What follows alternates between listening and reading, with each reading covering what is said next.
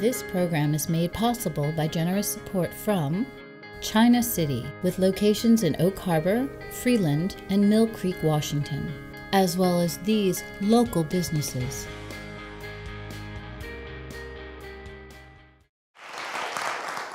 Well, before I begin this, I want to say one thing that physicists have not been aware of.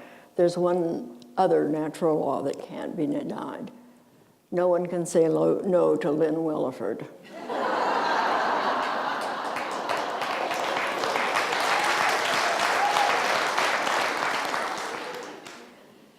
Over the years, many people have stepped into Moonraker and said, "Oh, I always wanted to own a bookstore." Not me, it wasn't my dream, and owning my own business had never crossed my mind. My only retail experience had been wrapping blanket boxes at Christmas at JCPenney's. But I loved all forms of book purveyors and haunted them all with joy. Libraries with stacks to the ceiling, dusty used bookstores with one more treasure around the corner. New bookstores had yet another heady aroma. The smell of new books was extra special because it was usually beyond my budget. Well, 43 years later, I do own a bookstore, and it is my great joy, my life, and in many ways, my home. My husband Glenn and I moved here in the early 70s, the last of many moves for me. Prophetic? Maybe. My family traveled here so much for my father's work that I'd gone to 20 schools by the time I graduated from high school. Glenn was a retired Marine, so we had moved many times as a couple too. Each time was an opportunity to explore a new world and try a new life. Coming to Whitby was a grand adventure.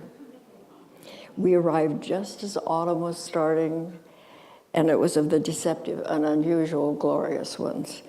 Each day was bright, sunny, and just cool enough to enjoy evening fires and sunsets that went on and on.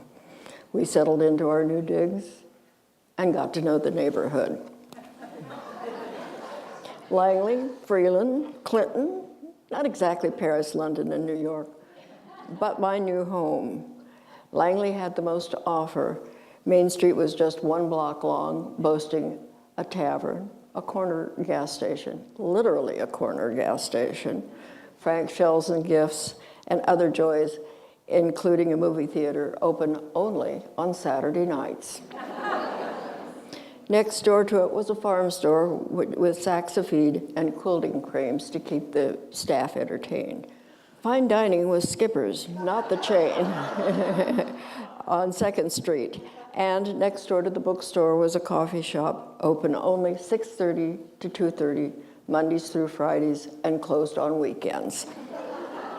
The town had a real estate office, a 1-chair barber shop, a small department store, and a beauty salon featuring a faded picture of the 1940s actress Virginia Mayo.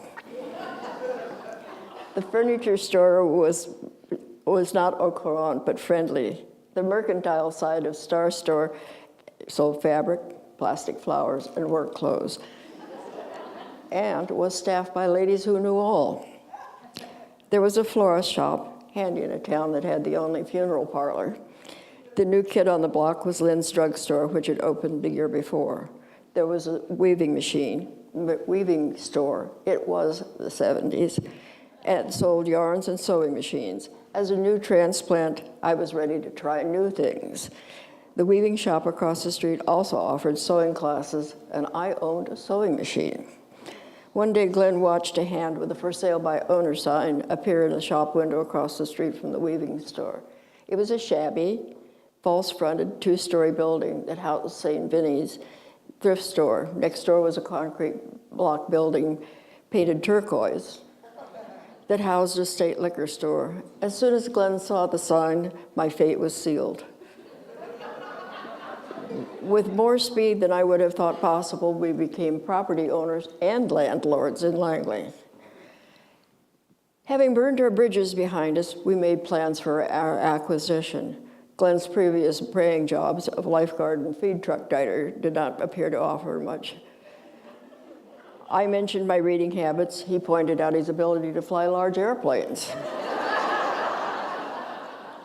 I countered with reading, and he offered air-to-air refueling, etc.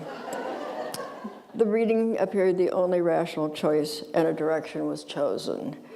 It was a more benign time to start a book business, and Seattle boasted a couple of book wholesalers. We remodeled, removed the glass wax from the windows, and turned the open sign around that June. We bought books, and thankfully so did you. Through the door we heard, "A bookstore, for gosh sakes." Our odds of making it till fall went up and down. I never expected how much joy this bookstore would bring me. As a stranger in town most of my life, now I have spent over 4 decades surrounded by people, books, and all that this brings. From always being the new girl in town, I suddenly had a place that I knew and people to share it with. There was a great deal of pleasure in owning a shop where people felt comfortable hanging out. Newcomers find me a familiar face and place and stop by often. Visitors drop in looking for directions and recommendations for places to eat. We have always had children who love the store, and sometimes teenage boys find a familiar and non-threatening adult with whom to talk about books. I have generations now to count. Mothers with babes who then bring me the next round, brides who bring in grooms and aspiring swains. People who moved away come back to tell me about the first book that they bought from me, and they still have. There's some sadness too, as regular customers move away or pass away.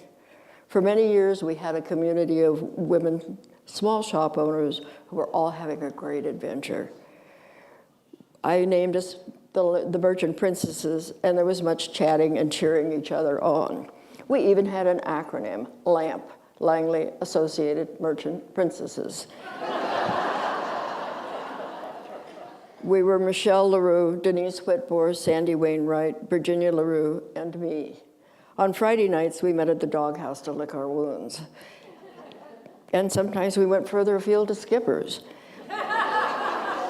We dubbed ourselves the Lady Cross Country Drinking Society because we went from 1st to 2nd Street to quench our thirst.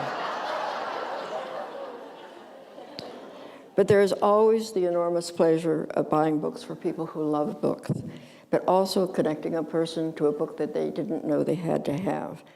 I never expected to own a bookstore, but now it turns out a bookstore owns me.